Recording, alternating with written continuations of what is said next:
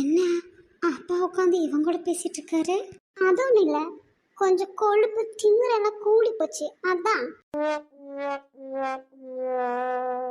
ஏன் ரேவதி?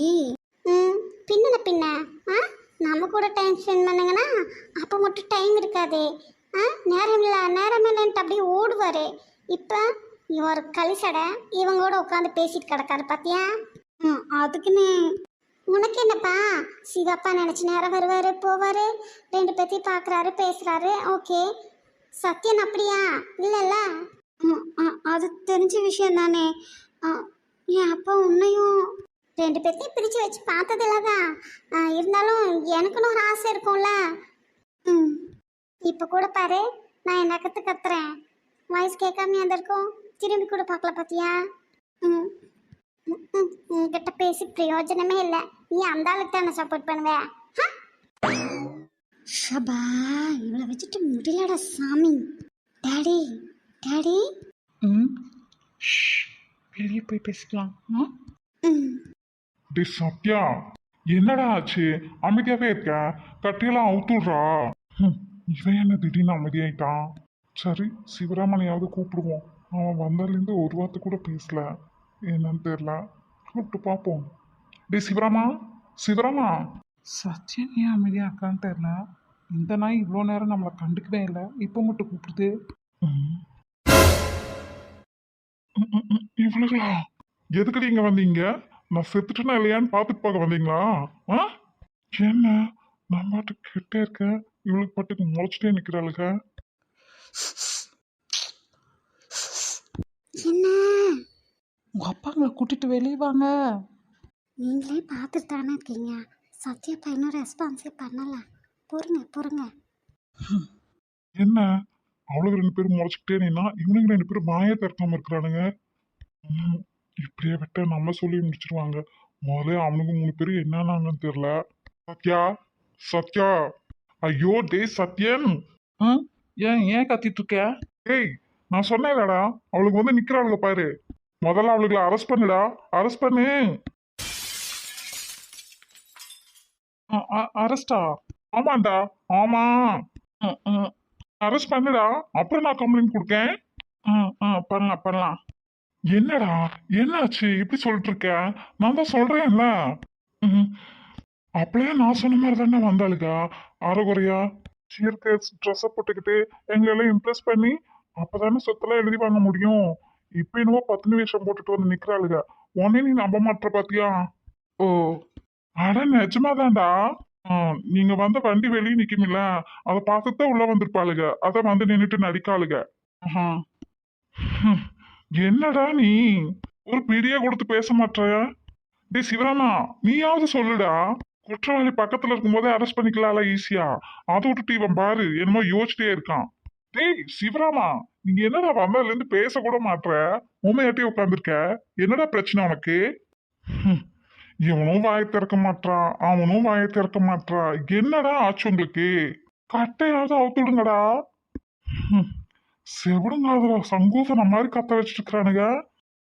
ஏண்டா சத்யா, நான் இந்த பதவிக்கு வரக்கு முன்னாடி கட்சியில இருந்தப்போ பந்தோபஸ்துக்கு வந்தாலே சத்யா கூட்டத்துல வச்சு நான் அவ கையை பிடிச்சி இழுக்கவும் அத்தனை பேத்துக்கு முன்னாடி அவ என்ன அரைஞ்சிட்டா. அந்த கோவத்துல மாசமா இருந்த அவளை நான் எட்டி உரைச்சிட்டேன். அத மனசுல வச்சுட்டுதான்.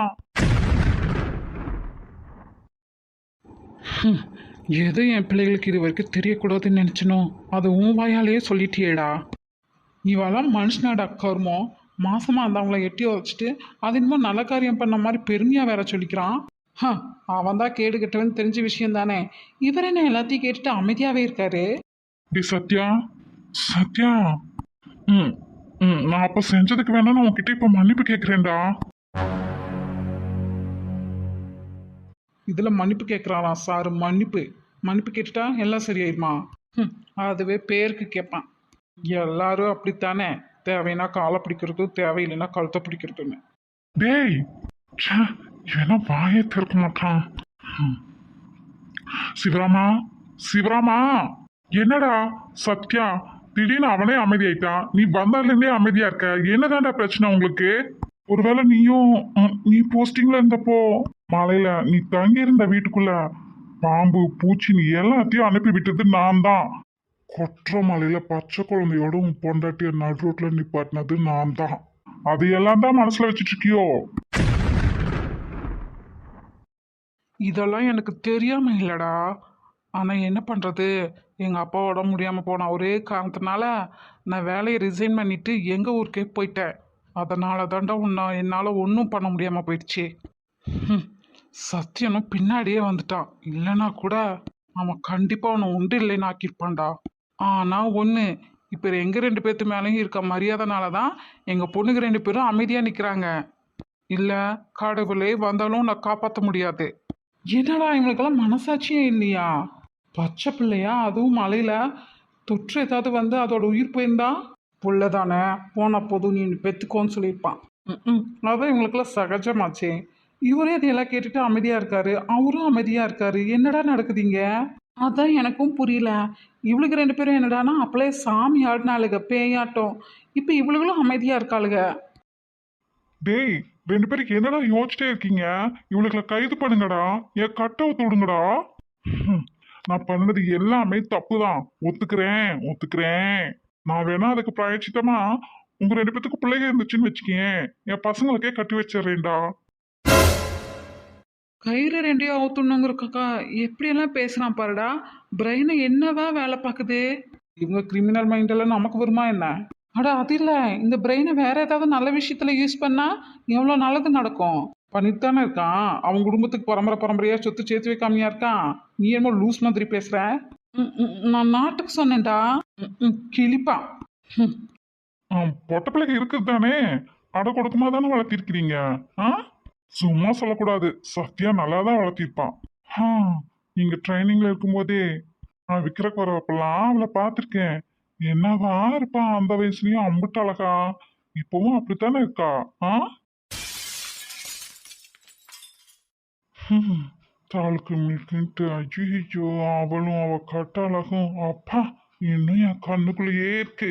அப்ப இருந்தே நீங்க மூணு பேரும் லிவிங் டுகெதர்ல இருந்தீங்களா? அப்படி இருந்தும் அவ ரொம்ப வருஷம் கழிச்சு தானே மாசமா இருந்தா. குழந்தை உன்னோடதா அவனோடதா? என்னடா ரெண்டு பேரும் ஒண்ணுமே பேச மாட்டீங்க? நான் எட்டி வச்சதால அந்த குழந்தை செத்து போச்சா என்ன? மறுபடியும் அவளுக்கு குழந்தையே ஆகலையா? என்ன ஒரு அழகான அடக்க கொடுக்குமான பொண்ணு சத்யா, அவளுக்கு குழந்தைய இல்லாம போயிருச்சா என்ன? சத்யனுக்கு தான் எந்த பொழப்புனா.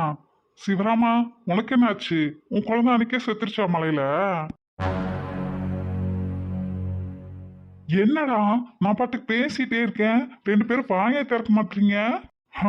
நான் இவ்வளோ பெரிய பதவியில இருந்துக்கிட்டு, ஆஃப்டர் ஆல் சிவராமா நீ ஒரு சமயக்காரன். உன் வீட்டுல தோட்ட வேலை பார்த்தவன் தான் சத்யன்.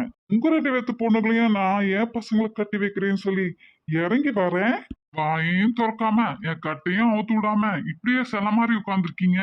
என் வீட்டுக்கு மருமகளா வரக்கு எத்தனை பேர் துடிச்சிட்டு இருக்காங்க தெரியுமா உனக்கு? அத்தனை பெரிய பிசினஸ் மேனெல்லாம் காத்துட்டு கிடக்காங்க. அவங்க பொண்ண அவங்களோட அத்தனை சொத்துக்களோட சேர்த்து என் பசங்களுக்கு கட்டி வைக்கிறதுக்கு. நான் என்னவோ போனா போது நம்ம செஞ்ச பாவத்துக்கு ஒரு பிராய்ச்சித்தமா இதை பண்ணுவோம்னு நினைச்சா அதுக்கு கூட வாயை திறக்க மாட்டீங்க. அவ்வளோ ஒரு நெஞ்செழுத்தமாடா உங்களுக்கு. ஆஃப்டர் ஆல் நீ ஒரு கமிஷனர், எனக்கு சல்யூட் போடுறவன். கேவலம் இவ ஒரு சமயக்காரன். உங்களுக்கெல்லாம் இறங்கி வந்து நான் பேசணும்னு வச்சுக்கேன், அப்புறம் நீங்க என்ன கேவலமா தானடா பாப்பீங்க. ஆ, இவ்வளோ பேசியும் அமைதியா இருக்கீங்கன்னா ஒண்ணு உங்களுக்கு குழந்தை இல்லாம இருக்கணும், இல்ல இருந்து ஏதோ ஒரு குறையோட இருக்கணும். எதுவா இருந்தாலும் பரவாயில்ல, ஊருக்கு என் பசங்களுக்கு பொண்டாட்டியா வீட்டுக்கு வேலைக்காரியா இருந்துட்டு போட்டோம். நான் என் பொண்ணுக்கு செஞ்ச மாதிரியெல்லாம் உங்க பொண்ணுக்கும் சீர்சேனத்தை செய்யுங்கன்னு கேட்க மாட்டேன். ஏன்னா அதுக்கெல்லாம் உங்களுக்கு வக்கில்ல துப்பில்லைன்னு எனக்கு தெரியும். போனா போதுன்னு நானே நகை போட்டு நீங்க செஞ்ச மாதிரி நானே எல்லாத்தையும் செஞ்சு மருமகளா ஏத்துக்கிறேன்.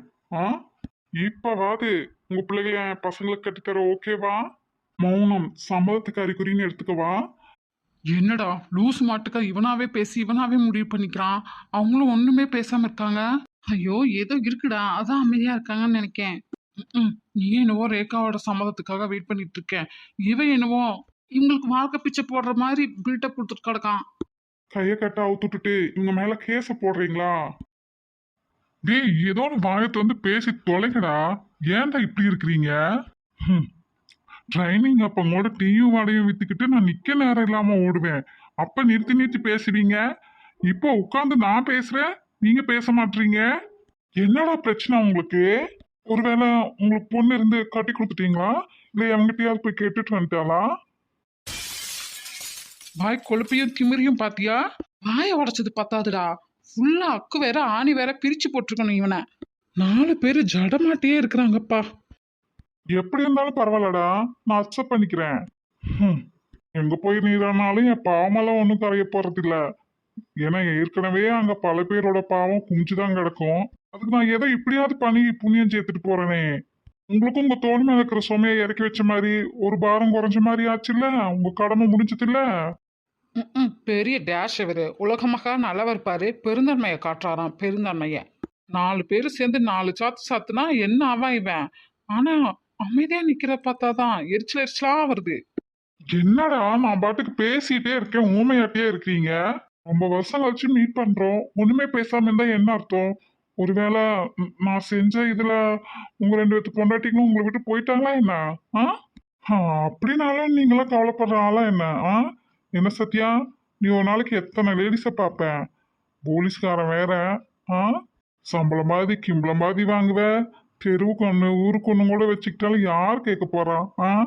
என்னடா ஹோட்டல்காரா, உனக்கும் அப்படித்தானே? திருவிழாக்கு கல்யாணத்துக்கு அந்த விசேஷத்துக்கு இந்த விசேஷத்துக்குன்னு சமைக்க போயிட்டு அங்கங்க ஒன்று செட்டப் பண்ணிக்கலாம். காசை தூக்கி எறிஞ்சா என்னதான் இந்த உலகத்துல கிடைக்காம இருக்கு? சிவராமா, பழைய கணக்கை முடிச்சுட்டுருவோமா? வயசும் ஆயிடுச்சு, இவங்க ஐயால வாங்கி இருந்துட்டு இருக்கோம். காசு கொடுத்து தானே, சும்மா ஒன்று திங்கலையே. நம்மளால முடிஞ்சதை நம்ம பார்ப்போம், அப்புறம் யார் பார்க்கணுமோ பார்த்துக்குவாங்க. அப்படிங்கிற பழக்கினவங்க கர்ப்பிணி பச்சை பிள்ளைன்னு அவன் வச்சு பார்க்கல, அப்புறம் நம்மையே வச்சு பார்க்கணும். அது சரிதான். இவெல்லாம் ஒரு பெரிய மனுஷன், இதுல பதவியில வேற இருந்துக்கிட்டு எவ்வளோ கேவலமா கீழ்த்தரமா பேச முடியுமோ அவ்வளோ கீழ்த்தரமா பேசுறான். இவன் நினைச்சிட்டான் அவங்கள நம்ம கேவலமா கீழே ட்ரீட் பண்றோன்னு. ஆனா இவனையே கேவலப்படுத்திக்கிறான், அது தெரிய மாட்டேங்குது. என்னடா இவ்வளோ நேரம் இவரை ஒரு ரியாக்ஷனும் கொடுக்காம இருக்காரேன்னு நினச்சேன். நல்லா வாங்கட்டும். இவர் மட்டும் இப்போ எதுவும் ரியாக்ட் பண்ணாமல் இருந்தாரு, நானே போய் 4 சாத்து சாத்திருப்பேன். இவன் என் கூட சண்டை போடுறது என்ன, பெரியாட்டம் ஆடுறது என்ன, இப்போ வாயை மூடிட்டே நிற்கா. அப்பங்காரன் இருக்கிற வரைக்கும் அப்படியே நடிப்பாளுங்க, பக்கத்தில் போனதும் அப்புறம் வேலையை காட்டுவாளுங்க. ஆனால் அவங்க அப்பனுக்கே தெரியுதுடா இவ ஒரு ராஜஸ்ரீ ராங்கின்னு. அப்புறம் என்ன நடிக்கிறா? யாருக்கு தெரியும் அவங்க 3 பேத்துக்கு கதியா அதோ கதியா இருக்குது. இனி இவ மேலேயும் இவ கையை வச்சு அவ்வளோதான். அப்படின்னமோ வாஸ்தவம் தான். அப்பங்காரம் இருக்கிற தைரியத்தில் இன்னும் கிழிச்சு தொங்க விட்டாலும் விட்டுருவா. அதனால இவ கண்ட்ரோல் இருக்கிற வரைக்கும் சந்தோஷம்தான் பட்டுக்கணும். யாரு இவ கண்ட்ரோல் இருக்கிறவளா? ரொம்ப நேரம் தாங்க மாட்டா, சிரமம் தான், வேணா பார்த்தே இரு. சத்யா கூட்டத்துல தள்ளி விட்டுட்டாங்கன்னு தான் சொன்னான், நீ தள்ளி விட்டேன்னு சொல்லல. அன்னைக்கே சொல்லியிருந்தா மாவனே, அன்னைக்கே உன்னை உயிரோட புதைச்சிருப்பேன்டா. என்ன என்ன என்ன என்ன சொன்ன? எனக்கு பிள்ளையில நான் பேசினேன்? எனக்கு சிங்க குட்டி மாதிரி இருக்குடா பிள்ளை, சிங்க குட்டி மாதிரி இருக்கு. ராணிடா, என் மகாராணியவ. கேட்டியாடா சில்வண்டு, அந்த சுண்டிலி மகாராணியாமா சிங்க குட்டியாமா? அவ மகாராணியும் இல்லை சிங்க குட்டியும் இல்லை, பத்ரகாளி. எங்கேயோ நரசிம்மருக்கு தங்கச்சியா பிறந்திருப்பாளாட்டுக்குது. ஒன்று பேசியே கொள்ளும், இல்லை சினிங்கியே கொள்ளும், இல்லை அழுதே கொள்ளும், இல்லை அடிச்சே கொள்ளும். குட்டி பிசாசு பூதம். தோட்ட வேலை பார்க்குறவன் தானேன்னு சொன்னியே, அந்த தோட்டத்துல பாம்பை கண்ட படையே நடங்கும். ஆனா அந்த பாம்போட கண்ணுக்குள்ளேயே விரலுற்ற ஆட்டுற அளவுக்கு ஒருத்தன் இருக்கான். சுண்டு விரல் சைஸு தாண்டா இருப்பான். பாம்பு முள்ளமன்றி தேன் சிட்டுன்னு எல்லாத்தையும் போட்டு தள்ளிரும். குழந்தைத்தனமா மழை எங்கேருந்து வரும் சொல்லு அப்படின்னா முன்னங்கால தூக்கி டங்கு டங்குன்னு ஆடுவது. தேனி கொஞ்சம் வில்லங்கமா நடந்துக்கிட்ட அதே முன்னங்கால் இருக்கிற ரம்பத்தை வச்சு போட்டு தள்ளிரும். அது போல தாண்டா என் பொண்ணும். எதை எக்ஸாம்பிளா வச்சு வளர்த்துருக்காரு பத்தியா? எங்கேருந்து மழை வருன்னு எதுக்கிட்ட கேட்போம்? இந்த தீப்பெட்டிலாம் அடைச்சிட்டு போய் வெட்டிக்கல கிட்ட தானடா கேட்போம். எனக்கெல்லாம் தெரியாதுடா. அம்மா அதான் இருக்குன்னு நினைக்கிறேன். உன்ன மாதிரி புறம்போக்கு கிட்ட வில்லத்தனமாவும் அவகிட்ட அன்பா இருக்கிறவங்க கிட்ட குழந்தைத்தனமாவும் இருப்பாடா. அவளையாடா நீ குறை மாசத்துல பிறக்க வச்ச? மேடம் குறை மாசத்துல பிறந்துட்டே நம்மளை இந்த பாடுபடுத்துது. ஐயோ, இதில் நல்லா முழுமை அழிஞ்சு பிறந்திருந்தா நம்ம அவ்வளோதான். பரிகாரமா உன் பையனுக்கு ஏன் பொண்ணை கட்டி தரணுமா? என்ன டேஷுக்குங்கிறேன். உனக்கும் குடும்பத்துக்கும் பிள்ளைகளுக்கும் புழுக்க வேலை பார்க்கவா? ஆ? யாரு இவ? இவ வந்து அடுத்தவங்களுக்கு புழுக்க வேலை பார்க்குறவ. இவளுக்கு தான் இருக்கிறவங்கள வேலை செஞ்சுட்டு கிடக்கணும். சும்மாவே பாடாப்படுத்துறா. அவ என்ன புள்ள பெத்து கொடுக்குற மிஷினா? வேலைக்காரியா? அதுக்கு தான் நான் பெத்து வளர்த்தி வச்சிருக்கேனா ராணி மாதிரி. ஆ? இதுல நீ கேட்குற எதிர்பார்க்குற வரதட்சணையை நான் தர முடியாதா? என்ன மசருக்கு தரணுங்கிற? என்ன மசருக்குடா? தங்கம் தங்கம்னு பார்த்து பார்த்து நான் புள்ள வளர்த்தி வைப்பேனா? இவனுக்கு அது பிள்ளை பெத்துக்கு கொடுக்குற மிஷினு, வீட்டு வேலைக்காரியா? இதுல இவன் கேட்குற வரதட்சணை வேற கொடுக்கணுமா? ஆ? ஏன்டா டேஷு, உன் பொண்ணு அதோட பேரம்பேத்தி கொள்ளு பேரம்பேத்தின்னு எல்லாம் கட்டையில போய் சேர்ற வரைக்கும் ஓசி சோறு தின்னுக்கிட்டு படிச்சு வளருங்க. அதுக்கெல்லாம் ஓசிலேயே வாழ்ந்துட்டு போயிடுங்களாமா, 10 பைசா சம்பாதிச்சு தராம. ஆனா உன் வீட்டுக்கு வாழ வரவ, அவ வாழ்றக்கு உனக்கு வேலைக்காரியா இருக்கிறதுக்கு அவ சம்பாத்தியம் கொண்டு வரணுமா வரதட்சணையா? ஆ? நீயும் குடும்பமும் அவளுக்கு என்ன சம்பளமா போட்டு தரீங்க? இல்ல அவ உடம்பு இரும்பல் அடிச்சு வச்சிருக்கா? அதுவும் யார்கிட்ட? என்கிட்டயே நீ ஏன் பொண்ண பேரம் பேசி வரதட்சணை கேட்கிற? எவ்வளவு ஒரு நெஞ்செழுத்தோ திமிரு இருக்கணும் உனக்கு. ஆனா இவர் சொல்றதும் ஒரு விதத்துல கரெக்டு தானடா. பொண்ணை பெத்த எல்லா பேரண்ட்ஸும் இவரை மாதிரியே இருந்துட்டா பொண்ணுங்களும் இவ்வளோ மாதிரி இருக்கணும்டா. அப்பதான் இங்க பலர் இதனியாக்கள் சாகாம இருப்பாங்க. பிள்ளைகளை இவங்க தானடா படிக்கடாவே ஆக்குறாங்க. வரதட்சணை கொடுத்தாதான் நம்மளுக்கு கௌரவம்னு பொண்ணு வீட்டுக்காரங்களும் நினைக்கிறாங்க, வாங்கினாதான் கௌரவம்னு மாப்பிள்ளை வீட்டுக்காரங்களும் நினைக்கிறாங்க. ஆனா பாரேன், இப்போ முன்னை விட எவ்வளவோ பேர் படிச்சு வந்துட்டாங்க, அவங்களே இப்படிதான் இருக்காங்க.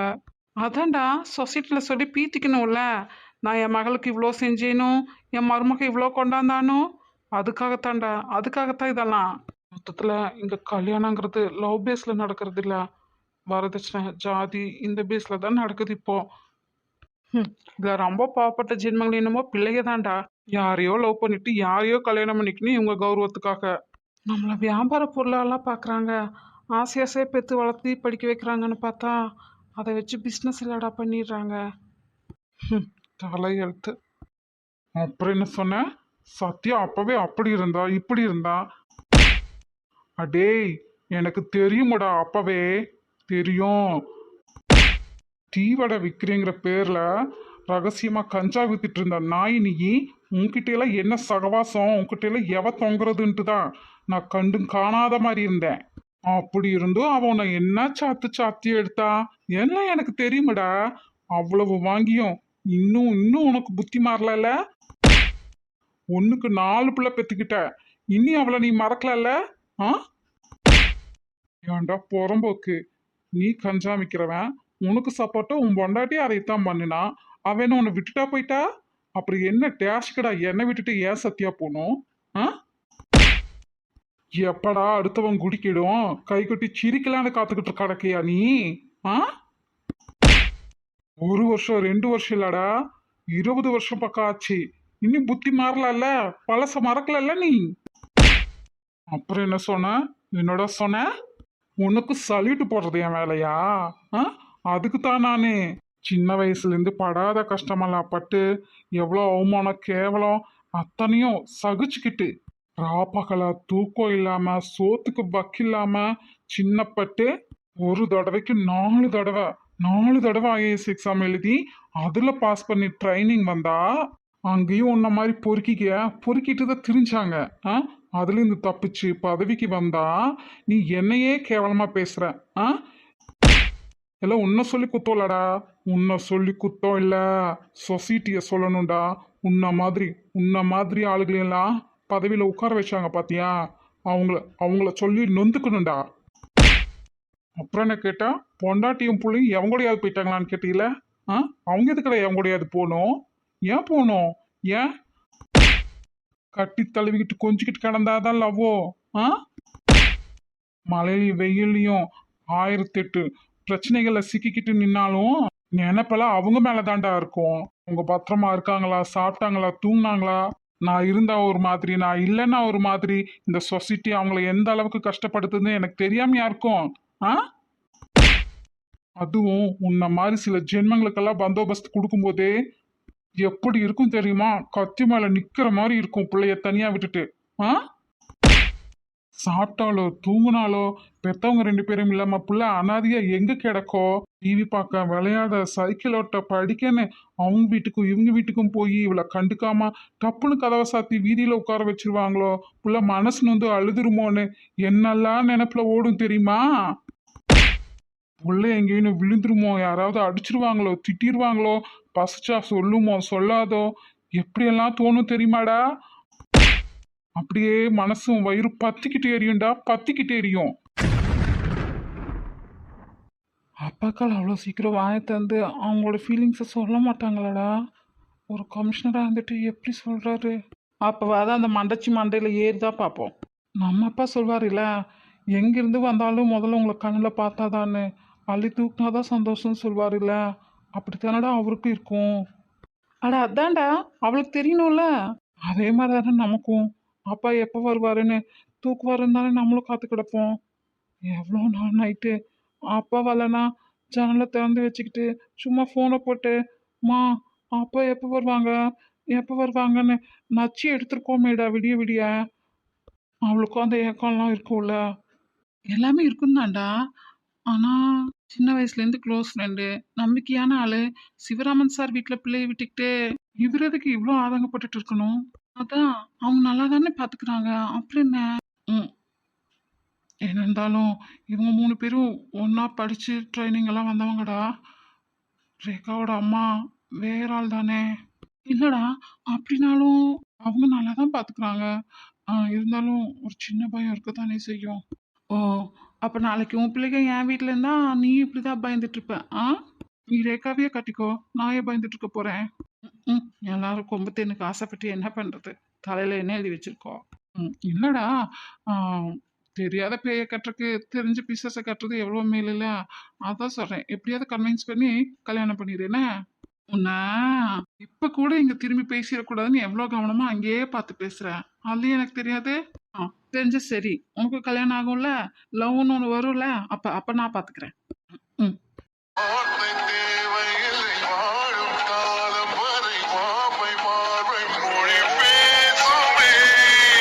எவ்வளவு சம்பாதிச்சா அது வேணுங்கதெல்லாம் வாங்கி கொடுத்து கண்ணார பார்த்து வச்சுக்க முடியலையே. ஸ்கூலுக்கு பெற்றவங்களாம் சோறு கொண்டு போய் ஊட்டி விடுவாங்க, அது நம்ம செய்யலையே. கூட்டிட்டு போய் விட்டுட்டு கூட்டிட்டு வருவாங்க, அதை நம்ம பண்ணலையே. ஒரு ப்ரோக்ரஸ் கார்டு சைன் பண்றதுக்கும் கூட நம்ம அவ ஸ்கூல் பக்கம் எட்டி பார்க்கலையே. படிக்கிறதுல ஏதாவது சந்தேகமா? எழுத முடியலையா? காய்ச்சலா? தலைவலியா? ஐயோ, அது கூட இருந்து நம்மளால பார்த்துக்க முடியலையேன்னு எப்படி தவியா தவிச்சு நிப்பேன்னு உனக்கு தெரியுமாடா? பிள்ளைய ஸ்கூல்ல யாராவது சொல்லிட்டாங்களா, ரோட்ல யாராவது சொல்லிட்டாங்களா, பக்கத்து வீட்டுக்காரங்க ஏதாவது சொல்லிட்டாங்களா? ஒண்ணுமே தெரியாது. காய்ச்சலா, தலைவலியா, ஃபிக்ஸ் வந்துச்சா, அம்மா போட்டுச்சா, எதுவுமே தெரியாதுடா.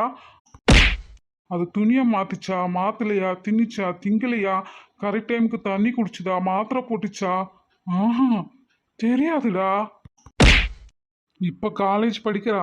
இது வரைக்கும் அவளுக்கு என்ன நடக்குது, என்ன பண்றா, ஏது பண்றா, காசு வேணுமா வேண்டாமா, ஏதாவது தேவைன்னா கூட அவ என்கிட்ட கேட்டது இல்லடா, கேட்டதே இல்ல. நீ ஏன் ஒரு பொறுக்கி, உனக்கு பிறந்தது 3 தருதலைக, அந்த மாதிரி எத்தனை தருதலைக ஊருக்குள்ள சுத்துதே, அதுக்கு ஏதாவது அபியூஸ் பண்ணிச்சுங்களா, ஹராஸ்மெண்ட் பண்ணிச்சுங்களா? ஒண்ணுமே தெரியாதுடா, எனக்கு ஒண்ணுமே தெரியாது.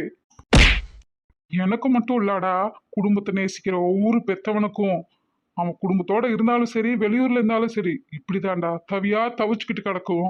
ஒரு 5 நிமிஷம் கிடைச்சிடாதா பிள்ளைகளோட உட்காந்து பேச மாட்டோமான்னு நம்ம நினைப்போம். கடவுள் புண்ணியத்துல எப்பவாவது அது அமையும். ஆனா மனசு விட்டு எல்லாத்தையும் பேசிட முடியாது. எல்லாத்தையும் நெஞ்சுக்குள்ளேயும் மூடி வச்சுக்கிட்டு அழுதுக்க வேண்டியதுதான்.